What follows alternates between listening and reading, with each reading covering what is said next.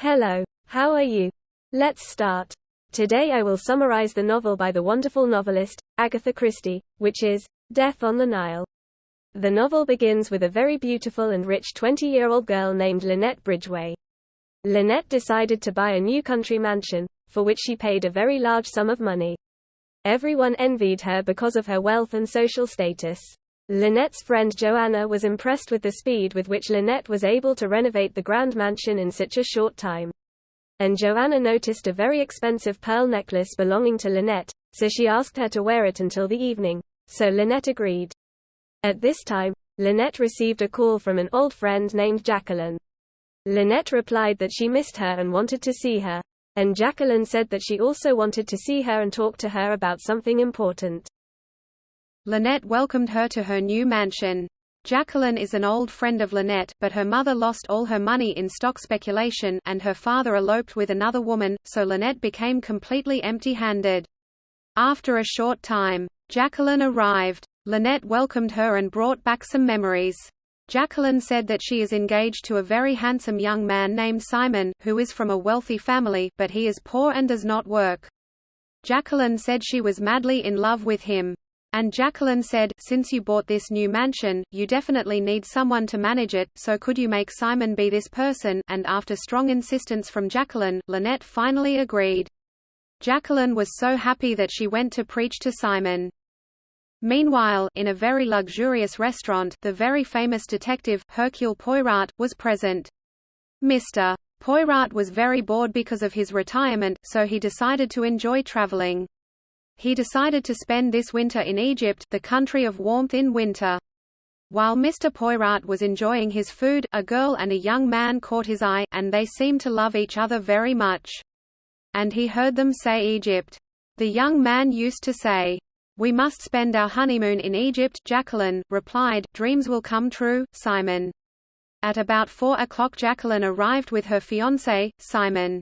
And when Lynette saw him, she was very impressed with his handsome appearance and attractive smile. She immediately accepted the job that Jacqueline asked for, while saying to herself, "How lucky you are, Jacqueline." After a few days, Tim Allerton and his mother were having fun at the beach. His mother asked him what was on his mind. He said, "I wish to visit Egypt, the country of the pyramids, the Nile and the beautiful desert." His mother said that she also wishes to visit Egypt, but this will cost them a lot, especially since they must maintain their decent appearance in front of society. Tim said, "I will pay for this trip. I received a sum of money today." His mother asked, "How is it today? You only received one letter from your cousin Joanna," he said very hesitantly.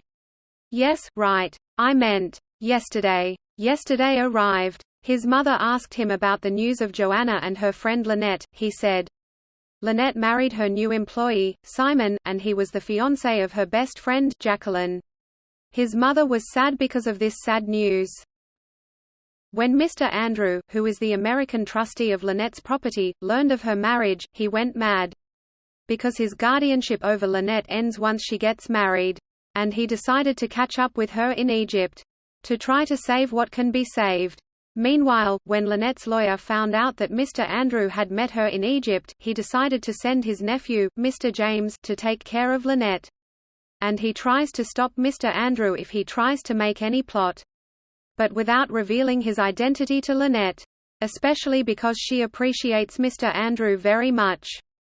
In the same place, a group of guests met inside a hotel in Egypt.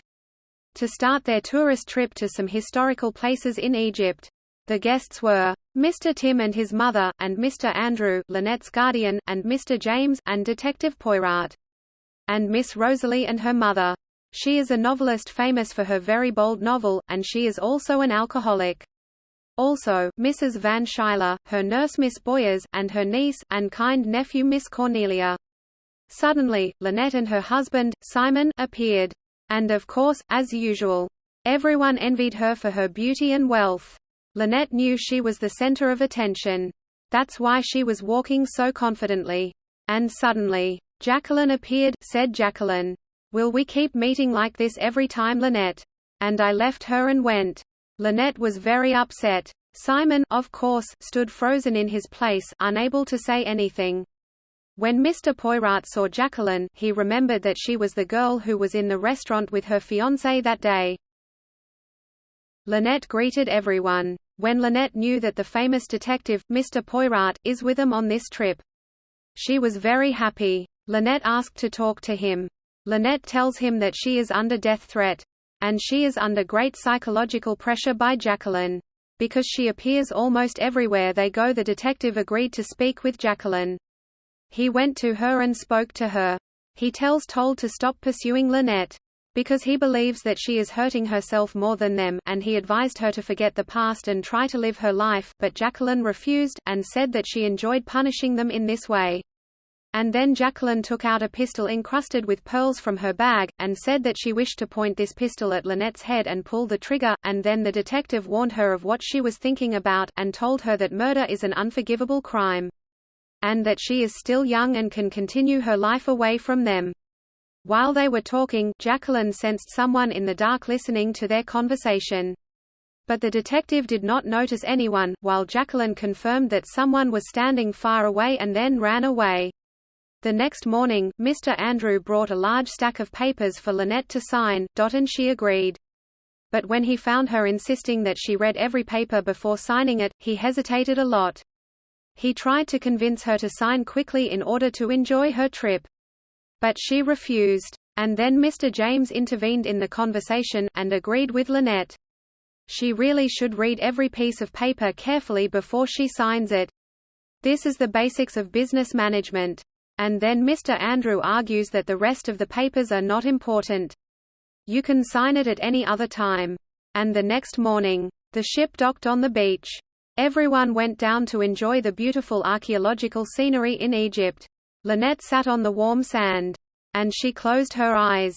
Simon noticed some travelers waving to him. And raised their hands to the sky. He didn't understand anything at first. Then he grabbed his wife's hand and pulled her to him quickly. Suddenly, a big boulder fell in Lynette's place. The rock could have killed her. And everyone went to check on Lynette. Monsieur Poirot asked her to return to the ship and to rest. And then they did not specify. Was it an accident or intentional? The ship completed its journey. They were joined by a British intelligence officer. He was a friend of Mr. Poirot. Mr. Poirot gave him a warm welcome. They were also joined by Dr. Bessner, and a strange man named Mr. Ridgey. In the middle of the night, everyone went to his room to sleep. Even Mr. Poirot, who, unlike usual, was very sleepy. But Simon, Lynette and Sir Andrew were sitting together. Suddenly, Jacqueline entered and sat with Cornelia at the same table. Jacqueline started drinking. Lynette asked to go to her room to sleep. But Simon said he did not feel sleepy. Sir Andrew went to his room too. Simon, Jacqueline, Cornelia, and Sir James stayed together. Jacqueline drank while Simon looked at her from afar. Then she lost her balance and pulled out a gun from her bag and threatened Simon. Everyone tried to calm her down. But she shot him. Simon fell to the ground and grabbed his leg, crying out in pain in a muffled voice. Mr. James and Cornelia caught Jacqueline, who had completely lost her mind, crying out, "My love, Simon! How did you do that?" She threw the gun away and it fell under the table. Simon asked them to cover up the scandal and not tell anyone. Lynette shouldn't have known about this news. He told them to take Jacqueline to Nurse Bauer's room to take care of her. Then they bring Dr. Passner to bandage his wound. And they really cooperated with each other and took Jacqueline to Nurse Bauer's room. She screams, "I must die, how did you do this?" Mrs. Boyers gave her an injection of morphine. She followed her all night. James went to Dr. Basner's room and immediately took him to see Simon. He managed to move and open the window to get some air. Drive. Basner examined him and asked James to carry him to his room, as he could not walk. His foot is broken and he is bleeding badly. He injected him with morphine and slept through the night. Is it Jacqueline because she kidnapped her lover? Or is it Simon to seize all her possessions? Or is it Mr. Andrew? Because it's easier to control the careless Simon than to control the smart and overly careful Lynette? Or do Rosalie and her mother have any hidden motive for taking down Lynette? Perhaps it is Mrs. Van Schuyler out of jealousy of Lynette? Is it Tim who is going through financial hardship? Perhaps he did it for theft. Or is Mr. Ridge angry with Lynette, who has discovered a very dangerous secret about him? And what is this secret? So which of these is Lynette killer? Wait for the second and final chapter, which is full of secrets, mysterious surprises, and more victims. Wait for me. See you soon. A novel, On the Road,